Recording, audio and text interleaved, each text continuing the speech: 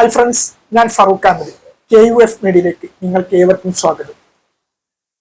ഈ മുല്ലപ്പെരിയാർ ഡാമിന്റെ അപകട സാധ്യതയെ കുറിച്ചിട്ടുള്ള ഇത് നമ്മൾ പലപ്പോഴും കേൾക്കുന്നതാണ്, വാർത്തകളിലായാലും അതുപോലെ തന്നെ സോഷ്യൽ മീഡിയയിലൊക്കെ ആയാലും. വളരെ ഭീഷണി ഉയർത്തുന്ന ഒരു ഡാമാണ് മുല്ലപ്പെരിയാർ ഡാം. 100 വർഷങ്ങൾക്ക് മുമ്പ് വെറും ചുണ്ണാമ്പും അതുപോലെ തന്നെ കേവലം ഇഷ്ടിക പൊടിയും ഒക്കെ കൊണ്ട് നിർമ്മിതമായിട്ടുള്ള ഒരു ഡാമാണ് മുല്ലപ്പെരിയാർ ഡാം. പല വർഷങ്ങളായിട്ട് ആ ഡാം തകരും എന്നുള്ള ഒരു ഭീഷണിയിലൂടെ മുൾമുന്നിൽ നിർത്തിയിട്ടാണ് ആ ഡാമിന്റെ രീതി.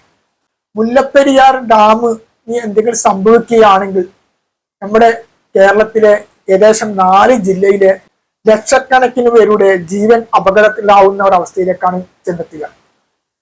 പല രീതിയിലും മുല്ലപ്പെരിയാർ ഡാം അതിനായിട്ട് മറ്റൊരു ഡാം സ്ഥാപിക്കുകയോ അല്ലെങ്കിൽ അങ്ങനെയുള്ള രീതിയിലൊക്കെ ശബ്ദമുയർത്താൻ തുടങ്ങിയിട്ട് നാളുകളെ ഏറെയായി.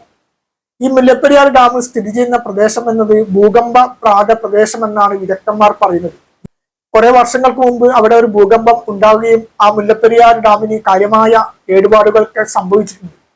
അപ്പൊ അങ്ങനെയും ഭീഷണിയായിട്ടുള്ള അത്രക്കും ഭീഷണിയുടെ മുൾമുന്നിൽ നിൽക്കുന്ന ഈ ഡാം ഒരു പുനർനിർമ്മാണത്തിലേക്ക് പോയിട്ടില്ലെങ്കിൽ, ഇത്രക്കും ഭീഷണിയായിട്ടുള്ള ഒരു ഡാം തകരുകയാണെങ്കിൽ നമ്മുടെ മനസ്സുകൊണ്ട് ഊഹിക്കുമ്പോൾ എത്രത്തോളം ഭീകരമായിരിക്കും ആ സംഭവം. വയനാട്ടിലുണ്ടായ ഉരുൾപൊട്ടലിന്റെ പശ്ചാത്തലത്തിൽ നമ്മൾ കേരളീയർ ഒന്നടക്കം നെറ്റിവിറച്ചിരിക്കുകയാണല്ലോ.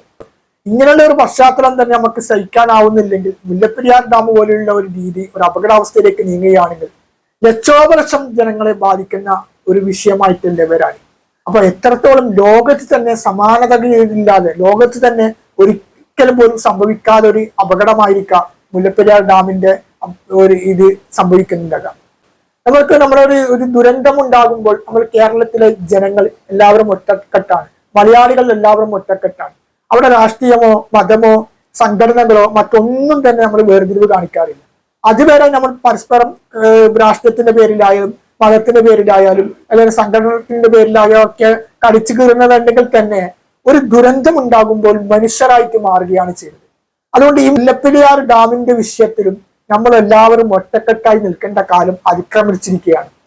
പല രീതിയിലും നമ്മൾക്ക് ഇതിനെ കുറിച്ചിട്ട് ശബ്ദം ഉയർത്താം. ഇപ്പൊ സോഷ്യൽ മീഡിയയിലായാലും ഏത് രീതിയിലായാലും മലയാളികൾ ഒന്നടക്കം അവിടെ ജാതിയോ മതമോ രാഷ്ട്രീയമോ സംഘടനകളോ ഒന്നും വേർതിരിവ് കാണിക്കാതെ എല്ലാവരും ഒറ്റക്കെട്ടായി ഈ വിഷയത്തിൽ ശബ്ദം ഉയർത്തണമെന്നാണ് ഈ അവസരത്തിൽ ഉണർത്താനുള്ളത്.